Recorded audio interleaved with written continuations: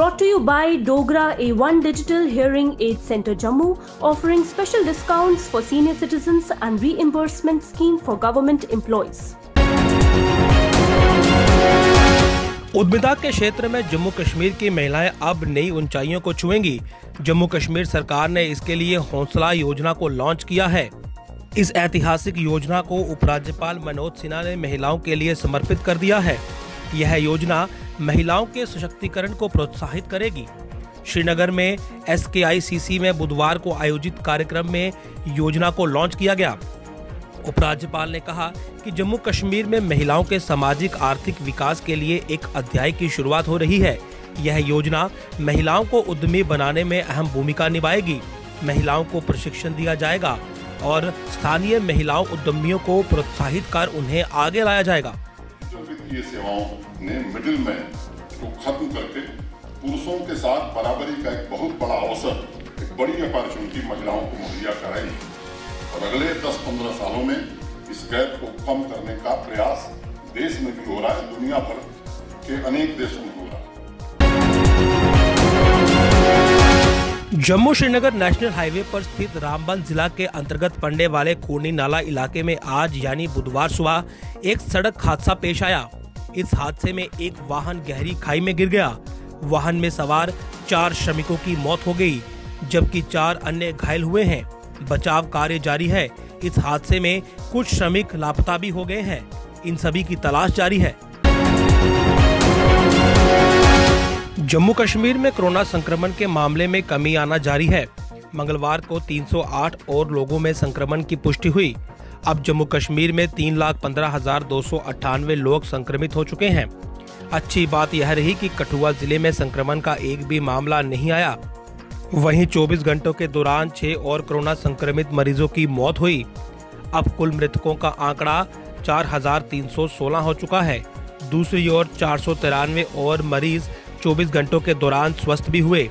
अब तक प्रदेश में कुल 3,06,177 मरीजों ने कोरोना को हराया है। नेशनल हेल्थ मिशन से मिले आंकड़ों के अनुसार मंगलवार को आए कुल 308 मामलों में से 99 जम्मू संभाग और 209 कश्मीर संभाग के हैं।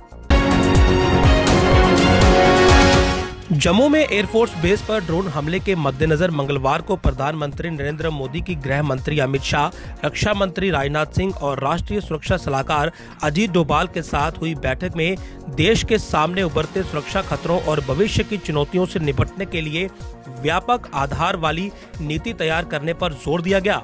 यह जानकारी इस मामले से जुड़े लोगों ने दी। जम्मू कश्मीर में कोरोना से बचाव के लिए टीकाकरण अभियान जारी है। अब तक करीब 33% लोगों का टीकाकरण हो चुका है। इनमें सभी आयु वर्ग के लोग शामिल हैं। वहीं 100% लक्ष्य के लिए अभियान अभी जारी है। जम्मू कश्मीर की जनसंख्या 1.25 करोड़ है। अब तक 44.48 लाख लोगों का टीकाकरण हो चुका है।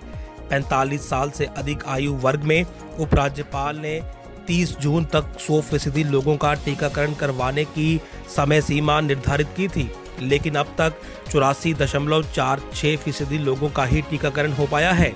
इस आयु वर्ग में जम्मू, शोपियां, सांबा और गांदरबल जिले ने 100% टीकाकरण किया है। कश्मीर घाटी में तथाकथित लव जिहाद की शिकार सिख युवती में से 18 साल की एक लड़की ने मंगलवार को स्वेच्छा से सिख युवक से शादी कर ली। इस बीच करीब 6 माह पहले एक कश्मीरी मुस्लिम से शादी करने वाली वादी की एक अन्य सिख युवती ने वीडियो जारी कर अपनी व अपने पति की सुरक्षा की मांग की है। इस बीच श्रीनगर में मुताहिदीन मजलिस-ए-उलेमा ने सिख समुदाय के नेताओं के साथ बैठक कर सांप्रदायिक सौहार्द बनाए रखने पर जोर दिया। हुए हैं मेरे बैचमेट मुजफ्फर के साथ, जो मेरी और उसकी रजामंदी से हुए हैं। उसके बाद 6 जून 2021 में अपने घर से निकली। मैंने अपने घर में कॉल भी किया कि मैं अपनी मर्जी से निकली हूँ, मुझे ढूंढना नहीं। और विदिन 2 घंटे में पुलिस ने मुझे लोकेट कर दिया और सदर पुलिस स्टेशन बागत ले आए, जिसमें ऑलरेडी पूरी सिख कम्युनिटी और मेरी फैमिली वहाँ पर थी। उसके बाद SHO ने मेरा स्टेटमेंट लिया, जो मेरा स्टेटमेंट सिर्फ ऑरल ले रहा था। मैंने उसको ये बोला, आप मेरा स्टेटमेंट रिटन कीजिए। भगवान श्री अमरेश्वर की पवित्र छड़ी मुबारक का ध्वजारोहण और भूमि पूजन 24 जुलाई को व्यास पूर्णिमा के दिन पहलगाम में होगा। पौराणिक व धार्मिक मान्यताओं के मुताबिक भगवान अमरेश्वर की पवित्र गुफा, जिसे अमरनाथ और बाबा बर्फानी की गुफा कहते हैं, के लिए वार्षिक तीर्थ यात्रा का व्यास पूर्णिमा के दिन से ही पहलगाम से आगे के लिए तीर्थ यात्रा का विधान है। इस बार सिर्फ छड़ी मुबारक ही पवित्र गुफा के लिए रवाना होगी। देश भर से मां वैष्णो देवी के दर्शनों को आने वाले श्रद्धालुओं को किसी भी तरह की परेशानी न हो, इसके लिए बरसात शुरू होने से पहले ही सारी तैयारियां पूरी कर लें। खासकर बिजली, पानी और खाद्य भंडार का विशेष बंदोबस्त करने की जरूरत है। ये बातें श्री माता वैष्णो देवी श्राइन बोर्ड के सीईओ रमेश कुमार ने बोर्ड के अधिकारियों, इंजीनियरों, यूनिट हेड आदि के साथ बैठक के दौरान कही। रमेश कुमार ने मां वैष्णो देवी मार्ग पर चलने वाली बैटरी कार सेवा, मां वैष्णो देवी भवन व भैरव घाटी तक चलने वाली पैसेंजर केबल कार सेवा का भी जायजा लिया। राजकीय मेडिकल कॉलेज अस्पताल में ऑक्सीजन सप्लाई को और बेहतर बनाने के लिए रोडिक कंसल्टेंट प्राइवेट लिमिटेड ने एक क्रियोजेनिक लिक्विड ऑक्सीजन टैंक जीएमसी को दान किया। इसकी क्षमता 20 किलोलीटर है। यह लिक्विड मेडिकल ऑक्सीजन को स्टोर करने के लिए इस्तेमाल किया जाएगा। इससे मेडिकल कॉलेज में कोविड के मरीजों को लाभ होगा और ऑक्सीजन स्टोर करने की क्षमता भी बढ़ेगी। इससे पहले भी मेडिकल कॉलेज जम्मू के पास एक लिक्विड ऑक्सीजन टैंक है।